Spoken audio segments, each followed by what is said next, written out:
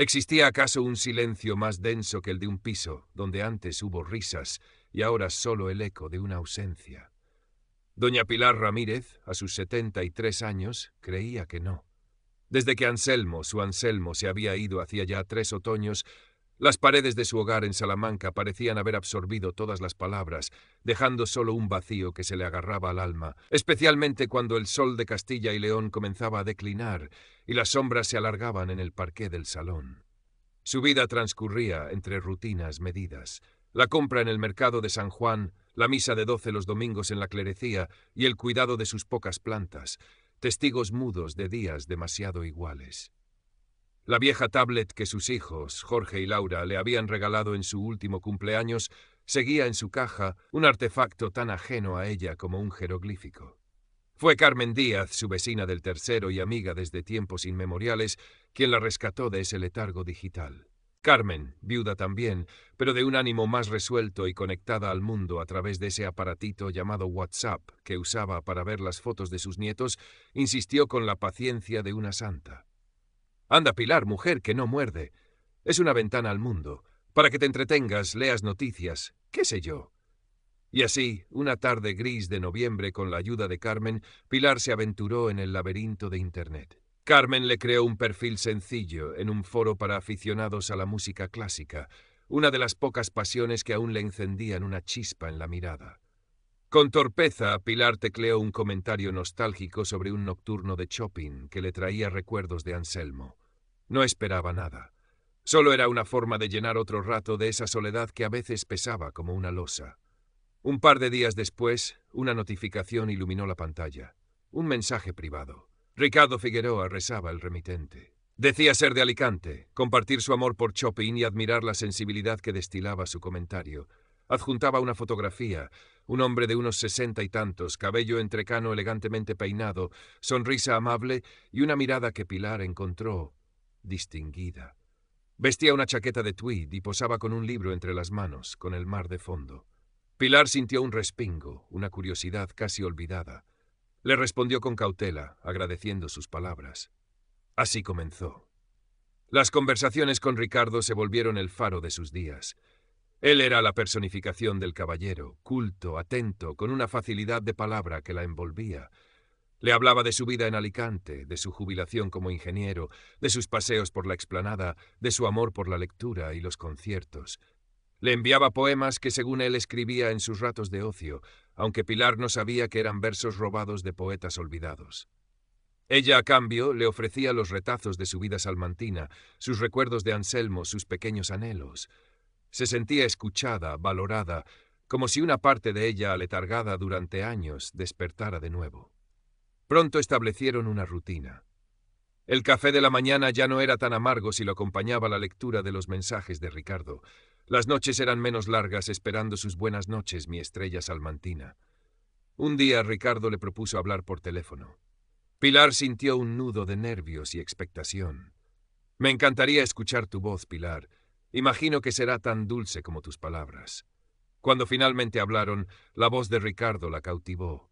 Era profunda, cálida, con un deje ligeramente melódico que le pareció increíblemente tranquilizador. Era exactamente como la había imaginado, o incluso mejor. Le contó que un resfriado le impedía hacer videollamadas. «No quiero que me veas con esta pinta, querida». Y ella lo comprendió al instante. Esas breves llamadas, donde él le susurraba cumplidos o le leía algún pasaje de un libro, se convirtieron en el clímax de su semana. Pilar comenzó a encender una vela a San Antonio, no solo por los objetos perdidos, sino con la esperanza callada de que lo de Ricardo fuera de verdad. Se enamoró con la intensidad de un adolescente y la profundidad de quien conoce el valor del afecto. Ricardo se convirtió en el centro de su universo. Carmen notó el cambio. Pilar sonreía más, se arreglaba con un esmero que había perdido, incluso tarareaba viejas canciones mientras regaba los geranios. «Te veo muy contenta últimamente, Pilar», le comentó Carmen un día, mientras tomaban un café en la cocina de Pilar. «Es un amigo, Carmen. Un amigo muy especial que he conocido». Pilar le habló de Ricardo con una ilusión que a Carmen le encogió un poco el corazón. Era demasiado bonito para ser verdad. «¿Y es de aquí, de Salamanca?» «No, vive en Alicante. Es ingeniero jubilado como Anselmo, ¿sabes? Y también viudo. Tenemos tantas cosas en común. Dice que su difunta esposa se parecía mucho a mí en espíritu y bondad. Carmen frunció el ceño levemente. ¿Y no te parece raro, Pilar, conocer a alguien así, por internet? Y ya te habla de su esposa. Ay, Carmen, siempre tan desconfiada. Ricardo es un caballero. Además, hemos hablado por teléfono. Tiene una voz tan sincera. Pilar no quiso contarle a Carmen la frecuencia de sus charlas ni la intensidad de sus sentimientos. Temía su juicio, su pragmatismo.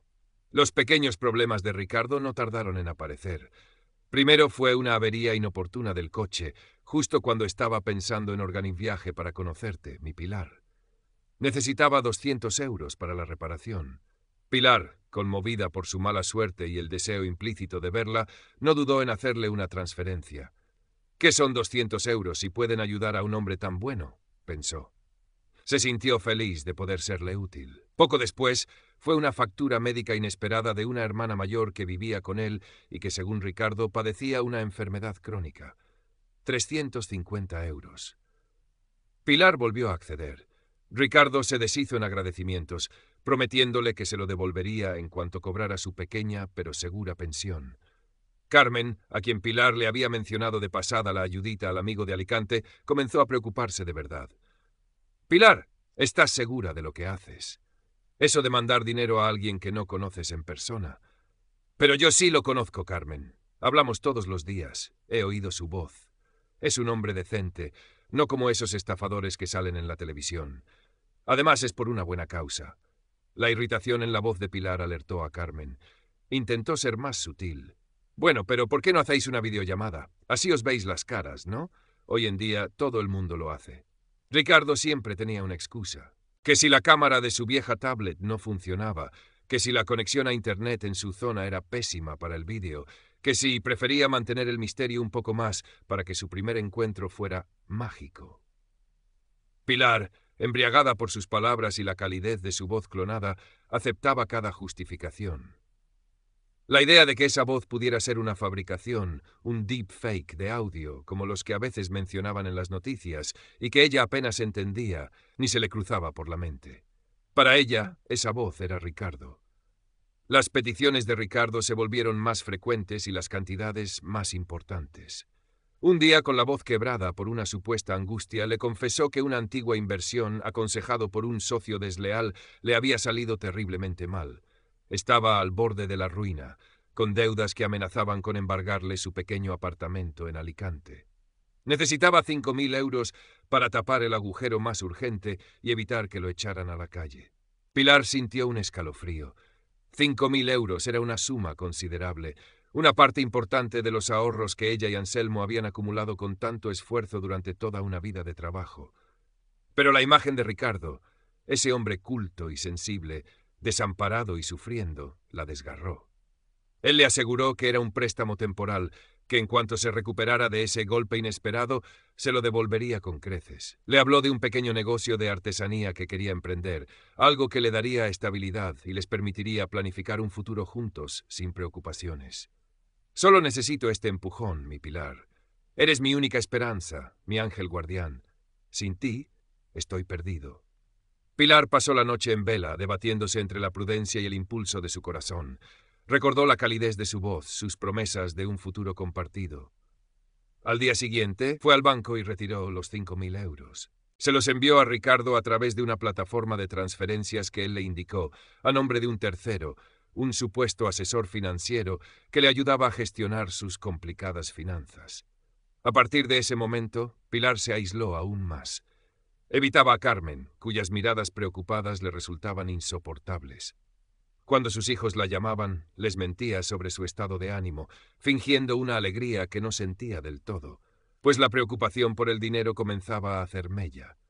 Compró un vestido nuevo de un azul luminoso para cuando Ricardo venga a visitarme, le dijo al espejo, intentando convencerse a sí misma. Releía sus mensajes por la noche, buscando en ellos la confirmación de que había hecho lo correcto. Ricardo, por su parte, redobló sus atenciones, sus promesas de amor eterno y de una vida idílica en Alicante. Le describía con detalle la casita que comprarían cerca del mar, los largos paseos por la orilla al atardecer, las cenas románticas a la luz de las velas. Pilar vivía suspendida en esa nube de ilusión, aferrándose a cada palabra como a un salvavidas. Un día, Ricardo la llamó con una excitación apenas contenida en su voz, tan perfectamente modulada. «Pilar, mi amor, tengo noticias maravillosas. Ha surgido una oportunidad de oro, algo que cambiará nuestras vidas para siempre». Le habló de unos terrenos en primera línea de playa, una ganga que un amigo suyo, un promotor inmobiliario de confianza, le había ofrecido. Era una inversión segura, le aseguró, que multiplicaría su valor en pocos años. «Con esto, mi vida, podremos vivir como reyes el resto de nuestros días. Viajar, disfrutar todo lo que siempre hemos soñado. Pero necesito actuar rápido, antes de que se nos adelanten». La cantidad que necesitaba esta vez era mucho mayor, 20.000 euros. Era prácticamente todo lo que le quedaba a Pilar de sus ahorros. Incluso le sugirió, con delicadeza, que si no llegaba, podría pedir un pequeño préstamo personal al banco. Con los beneficios de la inversión, lo devolveríamos en un suspiro. Pilar sintió un vértigo. La cifra era aterradora, pero la visión de ese futuro resplandeciente que Ricardo pintaba con tanto detalle, la seguridad de su voz prometiéndole felicidad, nubló su juicio. «Es ahora o nunca, Pilar. Confía en mí. Juntos construiremos nuestro paraíso». Carmen, que no había dejado de observar a Pilar desde la distancia, notó su nerviosismo creciente, sus ojeras, su forma de esquivar cualquier conversación personal. Una mañana se armó de valor y fue a su casa. «Pilar, tenemos que hablar. Estoy muy preocupada por ti». Le habló con franqueza, mostrándole en su propia tablet artículos sobre estafas románticas a personas mayores, sobre cómo los delincuentes usaban fotos falsas y tácticas de manipulación emocional. Pilar escuchaba con el rostro tenso, una mezcla de terror y furia creciendo en su interior. «No sabes lo que dices, Carmen», estalló finalmente. «Ricardo no es así. Tú no lo conoces. Solo tienes envidia de que yo pueda ser feliz de nuevo». Las palabras hirieron a Carmen profundamente. Vio la ceguera de su amiga, la desesperada necesidad de creer en esa fantasía. La discusión fue dolorosa y terminó con un portazo y un silencio aún más pesado entre las dos viejas amigas. Al día siguiente, Pilar se vistió con su mejor ropa, el vestido azul que había comprado para Ricardo, y se dirigió al Banco Central de Salamanca, en la Plaza de los Bandos. Estaba nerviosa, pero una determinación febril la impulsaba. Iba a asegurar su futuro, su felicidad. En el banco la atendió un empleado joven, David. Cuando Pilar le explicó que quería hacer una transferencia de 20.000 euros a una cuenta en el extranjero, a nombre de un gestor de inversiones, David sintió una punzada de alarma. Había recibido formación sobre prevención de fraudes y el patrón le resultaba familiar. «Doña Pilar», dijo con amabilidad, «¿está usted completamente segura de esta operación? Es una cantidad importante y el destino es poco habitual. ¿Conoce bien a la persona que va a recibir este dinero?» Pilar, repitiendo las frases que Ricardo le había enseñado, se mostró firme, casi ofendida. «Es una inversión personal, joven. Y sí, confío plenamente en mi asesor». David insistió con tacto. «A veces, señora, hay personas que se aprovechan de la buena fe de la gente. Si tiene la más mínima duda, quizás sería bueno que lo consultara con algún familiar, con sus hijos». «Mis hijos no tienen por qué meterse en mis asuntos financieros», replicó Pilar, con una dignidad herida. David suspiró internamente. No podía negarse a realizar la operación si la clienta insistía. Le entregó el formulario. Mientras Pilar, con mano temblorosa, comenzaba a rellenar los datos de la cuenta de destino que Ricardo le había proporcionado, una cuenta en un paraíso fiscal con un nombre impronunciable, su teléfono móvil sonó en el bolso. Era un tono insistente, urgente. Con fastidio, lo sacó. «Jorge», leyó en la pantalla. Su hijo. «Ahora no puedo, Jorge, estoy ocupada», dijo con la voz entrecortada. «¡Mamá, espera! ¡No hagas nada! ¡Por favor, escúchame!» La voz de Jorge al otro lado sonaba angustiada, casi desesperada. «Carmen me ha llamado. Me ha contado lo de ese hombre, lo del dinero. Mamá, por lo que más quieras, no firmes nada. Voy para allá, cojo el primer tren, pero no hagas nada hasta que yo llegue». Las palabras de su hijo la golpearon como un mazazo. La angustia en su voz, la mención de Carmen. Una grieta se abrió en la coraza de su ilusión. El rostro sonriente de Ricardo en las fotos se superpuso con la mirada preocupada de Carmen, con la voz alarmada de Jorge. Un frío helado comenzó a recorrerle la espalda. David, el empleado del banco, observaba la escena con discreción, pero con una creciente esperanza de que la llamada hubiera servido de algo. Pilar colgó el teléfono. Miró el formulario, la cifra escrita, 20.000 euros. Miró a David, que la observaba con compasión. «Yo necesito pensarlo», musitó, levantándose de la silla con dificultad. Salió del banco aturdida, como una sonámbula. En la calle, el sol de la mañana salmantina le pareció hiriente. Necesitaba hablar con Ricardo ahora mismo. Necesitaba que él disipara esa horrible duda que se había instalado en su pecho. Marcó su número. «Ricardo, soy yo. Pilar. Ha surgido un imprevisto. Mi hijo». «Tranquila, mi amor». La voz de Ricardo sonó melosa, tranquilizadora, como siempre. «No dejes que nadie se interponga entre nosotros y nuestra felicidad. Sabes que esto es lo mejor para los dos. Pero, Ricardo, necesito que me lo expliques mejor. Quizás podríamos hacer una videollamada ahora para que me tranquilices». Hubo un breve silencio al otro lado. Luego la voz de Ricardo cambió. Perdió su calidez, se volvió fría, impaciente. «Pilar, ¿estás dudando de mí después de todo lo que hemos compartido? ¿Después de mis promesas? Me ofendes profundamente. Si no confías en mí, quizás esta relación no tiene futuro». «No, Ricardo, no es eso. Es solo que...» «Basta de excusas, Pilar. O confías y sigues adelante con nuestros planes, o esto se acaba aquí». Y antes de que Pilar pudiera articular palabra, la llamada se cortó. Intentó volver a marcar. El número comunicaba. Volvió a intentarlo. Sonaba una locución. El número marcado no existe o no está disponible en este momento. Entró en la aplicación de mensajería. La foto de perfil de Ricardo había desaparecido. Sus mensajes anteriores también. Un vacío. Un bloqueo frío y definitivo. El mundo de Pilar se desmoronó. En mitad de la calle Zamora, el bullicio de la gente a su alrededor se convirtió en un murmullo lejano. La verdad brutal y descarnada la golpeó con la fuerza de un huracán. Había sido engañada, burlada, despojada no solo de sus ahorros, sino de sus sueños, de su última ilusión de amor y compañía. Las lágrimas comenzaron a brotar, calientes y amargas, mientras el peso de la humillación y el corazón roto la aplastaban contra el empedrado de la vieja ciudad. El primer impulso de Pilar fue correr a casa, esconderse del mundo, de la vergüenza que la consumía, pero sus piernas apenas la sostenían. Se sentó en un banco de piedra, dejando que el llanto la sacudiera sin consuelo. Fue allí donde la encontró Carmen, una hora después. Su amiga, tras la llamada a Jorge, había salido en su busca, temiendo lo peor. No hubo reproches en su mirada, ni un te lo dije, solo el abrazo cálido y firme de una amistad a prueba de tormentas. «¿Ya está, Pilar? ¿Ya pasó?», le susurró Carmen mientras le acariciaba la espalda. Pilar, entre sollozos desgarrados, le contó todo. La voz de Ricardo, las promesas, el dinero, la desaparición.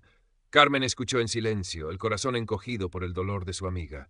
Jorge llegó esa misma tarde, el rostro demudado por la preocupación. Abrazó a su madre con fuerza, transmitiéndole un apoyo incondicional. Al día siguiente, la acompañaron a la comisaría de la Policía Nacional en la calle Jardines a poner la denuncia. El inspector que los atendió fue amable, pero también realista. Recuperar el dinero de estas estafas transnacionales era prácticamente imposible. Los estafadores eran fantasmas operando desde lugares remotos, con identidades falsas y cuentas bancarias efímeras. Los meses que siguieron fueron un túnel oscuro para Pilar. La vergüenza inicial dio paso a una tristeza profunda, a una sensación de haber sido increíblemente estúpida, ingenua. Se culpaba por haber confiado, por haber ignorado las señales, por haber arrastrado a su familia a esa pesadilla. Pero en medio de esa oscuridad, la luz de los afectos reales comenzó a filtrarse.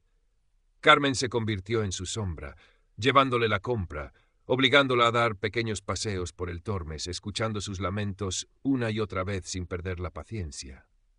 Jorge y Laura la llamaban a diario, organizaban visitas más frecuentes.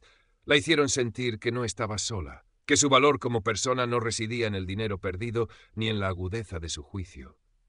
Un día, Carmen le habló de un grupo de apoyo para víctimas de estafas online que se reunía en el centro cívico del barrio del Oeste. Al principio, Pilar se negó en rotundo. ¿Exponer su vergüenza ante desconocidos? Jamás. Pero Carmen insistió con su habitual mezcla de cariño y firmeza. No eres la única, Pilar. Hay mucha gente buena a la que le ha pasado lo mismo. Escuchar a otros, compartir tu historia, te ayudará. Con reticencia, Pilar accedió a ir a una sesión. Entró en la sala con la cabeza gacha, sintiéndose la persona más tonta del mundo. Pero al escuchar las historias de otros, un profesor universitario engañado por una supuesta inversora rusa, una joven viuda timada por un falso militar americano, algo en su interior comenzó a moverse. No